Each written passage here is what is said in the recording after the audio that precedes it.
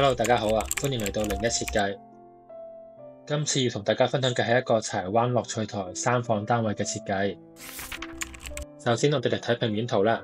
呢個單位入門就係我哋嘅客飯廳，左邊係開放式嘅廚房，同客飯廳共享一個空間。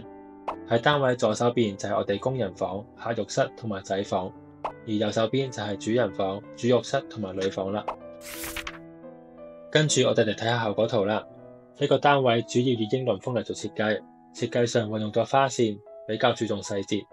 客廳嘅位置，我哋喺牆身位做咗一個花線去做裝飾，提升整體嘅設計感。而喺梳化嘅背後，其實佢原本係一個三角形嘅凹形窗位，咁我哋將呢個空間拉平咗，改造成一個收納嘅空間，亦都形成咗一個類似畫框嘅效果。左手邊就係我哋飯廳同埋廚房嘅位置，利用吧台去分隔客廳同廚房。呢個吧台亦都係用餐嘅好地方。廚房櫃體嘅設計延續咗花線嘅線條，而喺牆身就選用咗特色磚，增強咗整體廚房嘅設計感。望向電視機嘅位置，我哋電視櫃設置成高櫃，但喺電視櫃嘅上方，我哋用咗開放式嘅層板嚟做收納空間。咁嘅設計會令到整個空間唔會因為高櫃而顯得壓迫，增加空間嘅開闊感。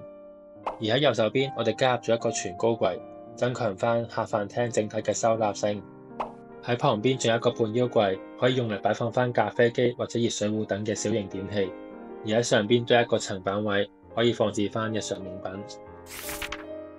嚟到大門右手邊走廊嘅位置，我哋做咗一個半腰嘅鞋櫃。如果做全高櫃嘅話，會令到走廊空間過於壓迫。我哋選擇咗用上方嘅空間，留嚟放置家庭嘅相或者掛畫，增加返家居嘅親切感。跟住落嚟，我哋嚟到主人房同埋浴室。主人房利用咗一組全高嘅衣櫃去間隔走廊同埋主人房。喺房入邊擺設咗一張5尺嘅床，床尾有梳妝台同埋電視櫃。喺浴室嘅位置，入門右手邊設置咗一組全高櫃，下面就放咗洗衣機。喺入邊就我哋企缸嘅位置啦。喺左手邊就係面盤櫃、鏡櫃同埋坐廁位。喺我哋浴室嘅地面，我哋採用咗特色嘅地磚，增加翻設計感。